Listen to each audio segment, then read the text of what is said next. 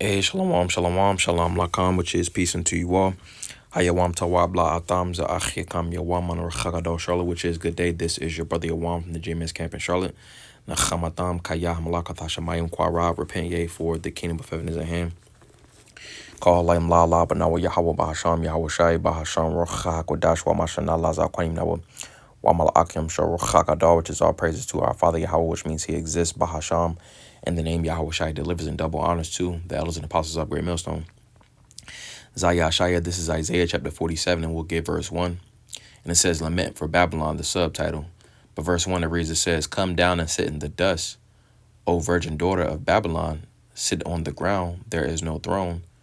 O daughter of the Chaldeans, for thou shalt no more be called tender and delicate. All right, so it says, Come down and sit in the dust, O virgin daughter of Babylon, and ultimately, that dust, all right, it represents a state of confusion, But then it says, Come down and sit in the dust, because America, has been the spearhead essentially of the earth. All right, essentially everybody has taken on the ways of America, Babylon the Great, being that essentially they have been put into that position pretty much, all right, in which the nations are seeing that the ways of America, Babylon the Great, are not beneficial, so corresponding with being taken out of that rulership, all right, also is that the nations ultimately having a disdain for this place, essentially going into the how that eminence is being taken away from America, Babylon the Great. All right, but verse 1, I'm actually get a quick precept, though. This is Ibadiah, Obadiah, chapter 1, and we'll get verse 2. And it says, verse 1, it says, Edom will be humbled.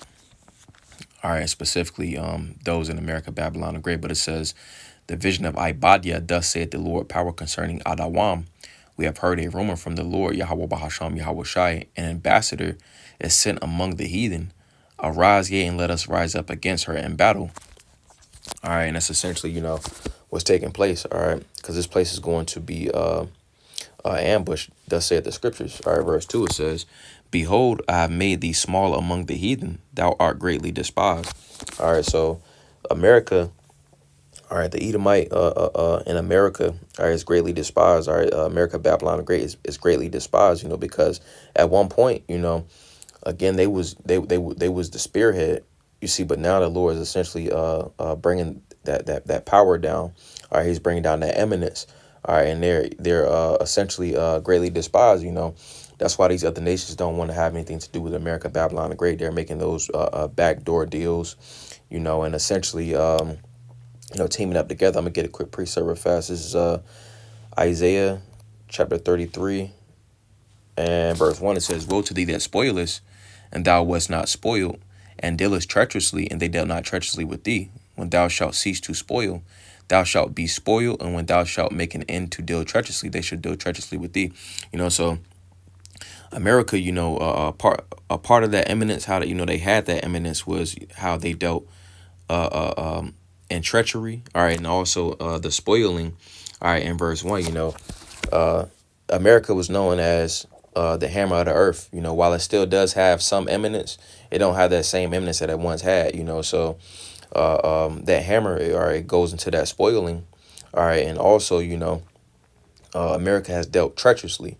You see, so in the Lord bringing this place down, all right, ultimately going back to Isaiah 47 and 1, all right, the other nations again is looking at this place with disdain, all right, because they have been made small among the heathen, all right, and that smallness goes into a insignificance, all right, that word in Ibadiah, Obadiah chapter 1 and verse 2, it says small, all right, it means to be made right here, small, it says quatan. It's a lot. It says quatan, and it says small, insignificant, unimportant, because at first, America had some type of importance, but these other nations is not respecting, all right, that power anymore, you see, and that's because of the Lord bringing this place down. But going back, Isaiah Yashaya chapter 47 and verse 1, it says, Come down and sit in the dust. All right, so essentially that goes into the eminence being taken from America, Babylon the Great, and that dust represents confusion. All right, everybody in America, Babylon the Great does not know what's going on other than the prophets. All right, so it says, Come down and sit in the dust, O virgin daughter of Babylon.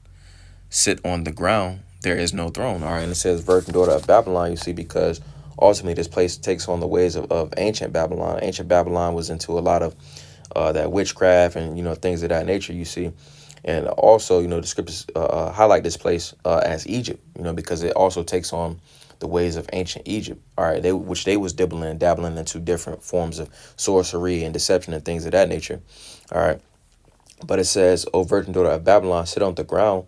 There is no throne. That eminence is being taken. It says, O daughter of the Chaldeans. All right, Chaldeans is pretty much those that was in Babylon. They was I believe it was a sect. Let me actually go into it. And it says, Chaldeans. It says Chaldeans, also an astrologer, as if proverbial of that people. It says inhabitants of Chaldea. All right, I'm gonna go into this right here. It says Chaldeans, the inhabitants of Babylonia. So they was heavy into the left hand. All right, which is place again takes on the ways of the left hand madness. But it says, O daughter of the Chaldeans, for thou shalt no more be called tender and delicate. All right, this place is no more being called tender and delicate, you see, because how this place was incepted, all right, is being brought back into remembrance. That's why they have to bring up terms like critical race theory and things as such. I'm gonna get a quick precept fast. This is Isaiah 19 and verse 14. And it says, the Lord hath mingled a perverse spirit in the midst thereof, and they have caused Egypt to err in every work thereof, as a drunken man staggereth in his vomit. At one point, all right, America, it had the American dream, white picket fence, you got the dog, you got the family, you got the big house. All right. And you had the land or whatever else, was included in the American dream, have your job and et cetera and et cetera. You see, but another reason why this place is no more being termed tender and delicate is because the perverse spirit, all right, that's in this place, all right, those that send the other nations, all right, that are in America, Babylon the Great, they're seeing they're essentially seeing how business is conducted in America, all right, how it's not beneficial, all right, and also in that perverse spirit, all right, comes with the politics, all right, the entertainment, the lifestyle, all right, the nastiness, all right, the moles, all right, all of that is essentially in this place, all right, which again goes into that perverse spirit, and which that word perverse goes into I believe it's the I. Perverse, it says or our ayam, and it says distorting, warping, perversity. It says perverting, and it says depravities, and it says perversity. So pretty much, it says which is not suitable. It's not suitable.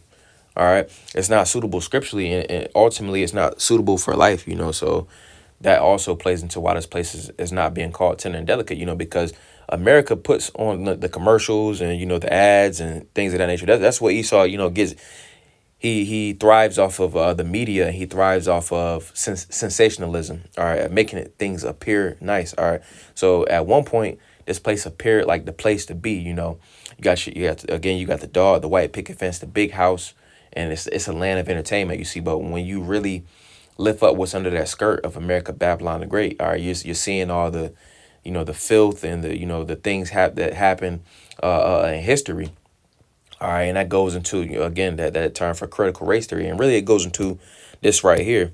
I'm going to get this as well. This is Habakkuk chapter 2 and verse 16. And it says, thou art filled with shame for glory. Drink thou also, because the glory, all right, America had its glory days, all right. This land, was gotten through, manifest destiny, but it doesn't detail what happened during manifest destiny. All right. It doesn't talk about, all right, how, when America had the 13 colonies, how was those 13 colonies essentially acquired? It doesn't talk about that. All right, that goes into that shameful spewing, or that goes into that shameful glory, you see, because if one was to really sit down and look at the history of how these places was incepted and how these lands were gained and so on and so forth, ultimately, that what these Edomites gloried in, they would look at them with disgust, you see, because this land was taken from Gad and Reuben. All right. And then also this land was acquired, all right, through means of deception. But continuing on, Habakkuk chapter 2 and verse 16, and it says, thou art filled with shame for glory. All right. Their glory is ultimately shame. It is disrespect. All right. It's a disrespect unto them. It says, thou art filled with shame for glory, drink thou also, and let thy foreskin be uncovered.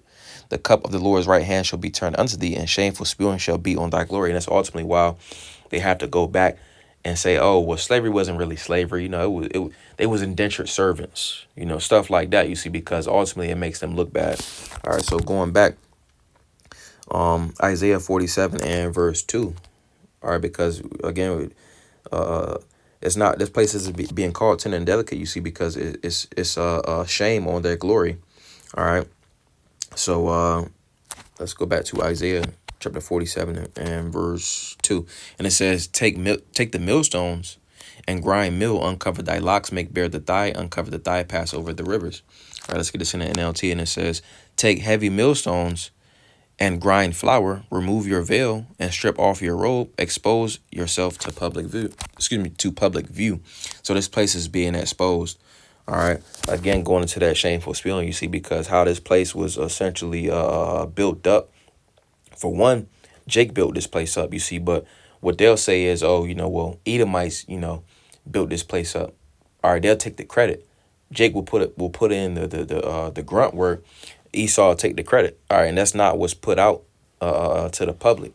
All right, for the mass majority of the people, they feel as if this country is great because of Esau, so-called great, but everything that was essentially made was made off the backs of Jake.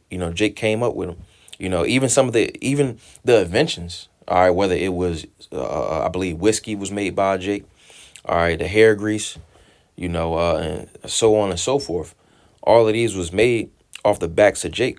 You see, so the inception of different things, inventions, infrastructure is made as if, or is made to seem as if, Esau made it so-called great, you see, but really that came from the works of Jake, and that's what's being brought into the remembrance. All right, that's what's making this place that's one thing that's making this place no more be called tender and delicate. All right, and that's what's taking place in this exposure. All right, and it's also be part of that exposure as well. All right, is these things being brought to the forefront, you see, because the Lord required that which is past. Let's get that real fast. This is Ecclesiastes Quahala chapter 3 and verse 15. And it says, that which hath been is now, and that which is to be hath already been, and the Most High required that which is past. And so the Lord requires an account for the things that have happened in history. All right, and the Lord is going to hold Esau Edom accountable for that. All right, Esau Edom is being put on trial. All right, so nevertheless, continuing on, let's go back to Isaiah chapter 47, and we will get verse 3. It says, thy nakedness shall be uncovered, yet thy shame shall be seen. I will take vengeance, and I will not meet thee as a man. All right, so essentially, the Lord is going to enact judgment on Esau Edom. Let's get this real fast. This is Isaiah Yeshaya chapter 55, and we will get verse 10. And it says, for as the rain cometh down and snow from heaven, and returneth not thither, but watereth the earth, and maketh it bring forth and bud, that it may give seed to the sower and bread to the eater, so shall my word be forth that goeth forth. So shall my word be that goeth forth out of my mouth. It shall not return unto me void, but it shall accomplish that which I please, and it shall prosper in the thing whereto I sent it. You see, so again, look, Esau Edom is on trial. All right, and just how Esau Edom, in his court system, he had a judge. All right, they had the gravel. All right, and they hit that little, I think it's called a mallet, or the little circle thing that be on the judge's podium, or where they sit at. Pretty much they take the gravel, boom. That's the verdict right there. That's that judge's word, and that's final. All right, so that's a small example as to, what the Lord is gonna do. What the Lord is much greater. You see, and then not only that, all right, with that judge, a lot of times, the judges say, okay, boom, this is what you got. A lot of times they'll serve their time in certain states. Whether you take it like Virginia, if I'm not mistaken, people serve 85% of their time. All right, they don't serve 100% of the crimes that they pretty much whatever their charges was and their punishment, they serve 85% of that specific time. All right, and that's I believe that's after the judge essentially gives them their sentence. All right, so that's in a sense. All right, they're not ultimately keeping their word. All right, they aren't being, I guess, for lack of better words, being men of their word. You see, but it's not going to be like that with the Lord. The Lord's going to hold Esau Edom accountable for everything that he has done. That's why it said, like we got Ecclesiastes 3:15, the Lord requires that which is past. All right, the Lord is making a righteous inquisition. All right, and inquisition, when something is being inquired of, is being searched out. Because again, this is a trial. All right, that's why I wanted to get this Isaiah 55:11. Read it again. It says, "So shall my word be that goeth forth out of my mouth; it shall not return unto me void." Hey, that's a way of that judge is sentencing them to a certain amount of time. A lot of times they don't serve all that time. So those specific judges are in a worldly sense. All right, the worldly judges, all right, their word is going out void. You see, because this system is set up in a wicked manner. All right, it's all a scheme. You see, but this ain't gonna be no scheme. All right, Esau Edom is gonna serve every bit of his punishment that's written. All right, I'm gonna read this and I'm gonna get one more and I'm gonna go ahead and close. But this is Isaiah 55:11. It says, "So shall my word be that goeth forth out of my mouth; it shall not return unto me void, but it shall accomplish that which I please, and it shall prosper in the thing whereto I sent it." Hey, so it was written that Esau Edom would come up into to rulership. He came up into rulership. It was written that Esau Edom essentially was going to have that power taken from him, and that's what's going to happen. All right, he's going to go into slavery, and that's what's going to happen. The Lord's word does not return unto him void. I'm gonna get another one. That'll be it. But this is Psalms Taharyam, chapter 149. We'll give verse 6. It says, "Let the high praises of the Most High be in their mouth, and a two-edged sword in their hand, to execute vengeance upon the heathen and punishments upon the people, to bind their kings with chains and their nobles with fetters of iron, to execute upon them the judgment written. This honor have all his saints. Praise ye the Lord." Hey, so this is going to be a sentence from the Lord. All right, and the Lord is going to make good on his word. The Lord word doesn't return unto him void. It's going to accomplish that which he pleases. So the Lord is enacting judgment on Esau Edom, all right, and the heathen are in 2/3. So I just wanted to go into that. We went into Isaiah Yashaya, chapter 47, verses 1-3. Adonai Tazaz, Abanai Apollos, where there was a beautiful edification through the Spirit. Wa Adonai Tazaz, Atam Yashia, Wam Tawab, Lord's will. You all have a good day. Wa Shalom, Lakam, peace to you all. Shalom, shalom.